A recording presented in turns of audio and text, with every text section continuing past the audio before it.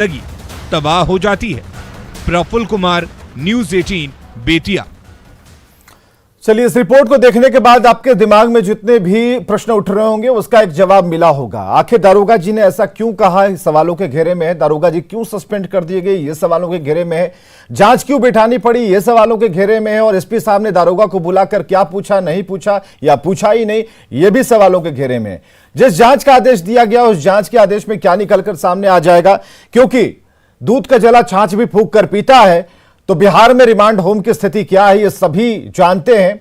और जो रिपोर्ट्स एक एक कर जब सामने आई, सच्चाई जब सामने आ रही है, जब राजधानी के गायघाट की जब घटना सामने आई, तब सभी लोग इससे डरते हैं। कम से कम इज्जतदार लोग तो जरूर डरते हैं। और हो सकता है कि कोई भी व्यक्ति, एक आम आदमी, आज दरोगा जी हैं, कल कोई एक आम व्यक्ति से भी अगर पूछा जाता तो पहली बारगी वो जरूर कहता कि नहीं, रिमांड होम में तो नहीं, इसे अपना लीजिए, रख लीजिए, मामला देखिए आगे क्या होता है। हमारे साथ आरजेडी से प्रवक्ता मृत्युंजय तिवारी जी हैं, जेडीयू से प्रवक्ता अरविंद निषाद जी, बहुत बहुत स्वागत है आप दोनों का। दीपिका शर्मा जी, अधिवक्ता पटना हाईकोर्ट से मौजूद है हमारे साथ। दीपिका जी, बहुत बहुत स्वागत है। मीनू कुमार जी, आपका भी स्वागत है, ये गायघाट रिमांड होम पीड़िता के अधिवक्ता भी हैं।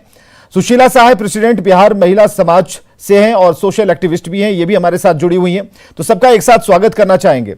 और जो सवाल, जो डर, जो एक आशंका वाला जो एक सवाल है जो दारोगा जी के मुंह से आपने सुना, जिससे हमने लिखकर बताया कि क्या बातचीत हुई, इस पर मीनू कुमारी जी से ज्यादा कोई प्रकाश नहीं डाल सकता, इसलिए हम वहीं से शुरू करते हैं। मीनू कुमारी जी, जो बातचीत हो रही थी, अब एक डर होता है, भय होता है। अगर कोई थानेदार किसी पीड़ित पक्ष को यह समझाने की कोशिश करता है कि 14 साल में बेटी जाएगी और अंदर क्या होगा, तो इससे भी लोग सीखते नहीं। और ये जो अभी घटना घटी, उस पर क्या रिएक्शन है आपका? देखिए, ये चीज़ बहुत ही ज़्यादा कॉमन है। ये सारे लोग जानते हैं कि रिमांड होम के अंदर क्या होता है। हम लोग भी प्रैक्टिस कर रहे हैं। मैं 6-7 साल से रिमांड होम के मैटर्स देख रही हूँ। मुझे भी पता है वहाँ पे लड़कियाँ और हर कोई, जो गार्ड्स हैं, जो पुलिस है, वहाँ पे जो एक नौकरानी जो काम करती है, वो भी बोलती है कि यहाँ पे क्या होता है। तो ये बहुत कॉमन सी बात है।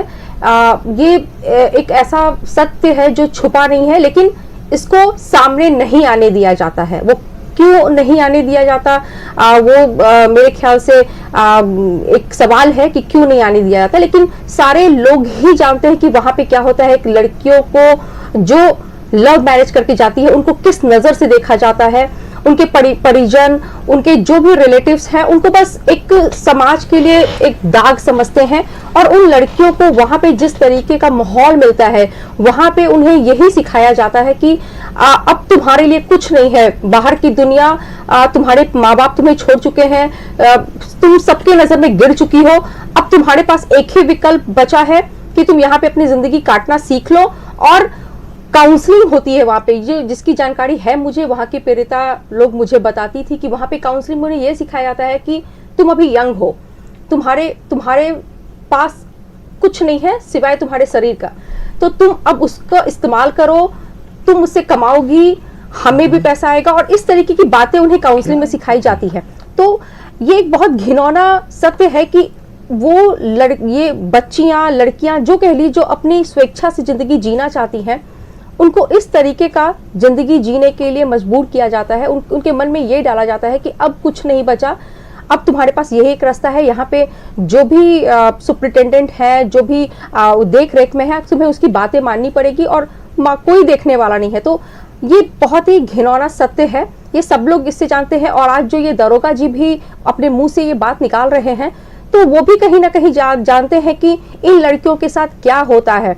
ये रात में जो बड़ी बड़ी गाड़ियां लगती हैं, इवन गायघाट का भी जब इन्वेस्टिगेशन चल रहा था, तो वहाँ की जो आसपास की जो झोपड़ी पट्टी हैं, जहाँ पे लोग रहती हैं, वो बोलती हैं कि हाँ, हम लोग देखते हैं कि हाँ बड़ी बड़ी गाड़ियाँ आती हैं, मतलब लड़के को रात में एंट्री कराई जाती है, लेकिन हम नहीं बोल सकते क्योंकि हमारा ये झोपड़ी है वो भी उखाड़ फेंक दिया जाएगा। तो ये सारी बातें हमारे संज्ञान में है, हम इन्हें जानते हैं, लेकिन कोई यहाँ पे सुनने वाला नहीं। बिल्कुल एक्शन हो जाता है दारोगा पर। अगर दारोगा ने किसी को समझाने की कोशिश की, आप अपनी व्यवस्थाओं को सुधार नहीं सकते। अरविंद निषाद जी, जेडीयू से आप प्रवक्ता हैं, सरकार आपकी है, जवाब दीजिए इसका। आप अपनी व्यवस्थाओं को सुधारेंगे नहीं, सुरक्षा सुनिश्चित करेंगे नहीं, व्यवस्था सुनिश्चित करेंगे नहीं, लड़कियों के अधिकार के बारे में कुछ बातें आप ध्यान नहीं रखेंगे, घटनाएं होंगी तो जांच कमेटी बिठा दी जाएगी, कई लेवल की जांच होगी, वर्षों बीत जाएंगे और जो आरोपी हैं वो बुजुर्ग होकर इस दुनिया को छोड़ भी देंगे। अब जरा हमें ये बताइए कि इसमें पॉलिटिक्स कितना है, कितना पॉलिटिक्स करने की जरूरत है, या पॉलिटिक्स को हटाकर आप भी सोचेंगे एक आम आदमी की तरह? देखिए विवेक जी, आज कोई पॉलिटिकल इश्यूज तो है नहीं और पॉलिटिकल इश्यूज पर तो हम लोग बात करते ही रहते हैं, लेकिन एक चीज़ आपको मानना पड़ेगा कि पिछले 16-17 वर्षों में जिस प्रकार से बच्चियों के सशक्तिकरण के लिए, महिलाओं के उन्नयन के लिए, विकास के लिए हम लोगों ने जितना काम किया है, साइकिल और पोशाक योजना से अलग हटकर बात नहीं की है मुख्यमंत्री। आप तो बीच में आप तो विवेक जी, नहीं आप विवेक जी नहीं, आप अगर वहां से शुरू करेंगे लगा देते हैं विवेक जी, अगर आप वहां से शुरू करेंगे तो हम रोकेंगे। मैं सरकार की उपलब्धियों को गिनाने के लिए या जो आप गिना रहे हैं उसे सुनने के लिए हम लोग यहाँ नहीं बैठे हैं।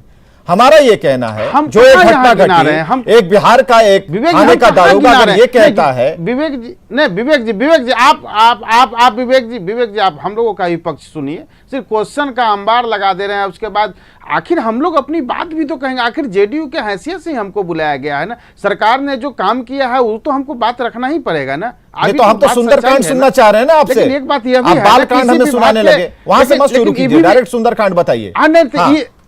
तो विवेक जी ये भी है ना कि इसी विभाग की माननीय मंत्री मंजू वर्मा पद से हटाई गई, जेल गई, इतनी बड़ी कार्रवाई हुई। हम इस बात से इनकार, लोग यहाँ बैठे हुए पैनलिस्ट इस बात से इनकार कहां कर सकते हैं कि मंजू वर्मा पर कार्रवाई नहीं हुई? कार्रवाई हुई, जेल गई, उनका पॉलिटिकल कैरियर आज समाप्त हो गया। इससे हुआ क्या? अभी दारोगा पर कार्रवाई हुई, अभी दारोगा पर कार्रवाई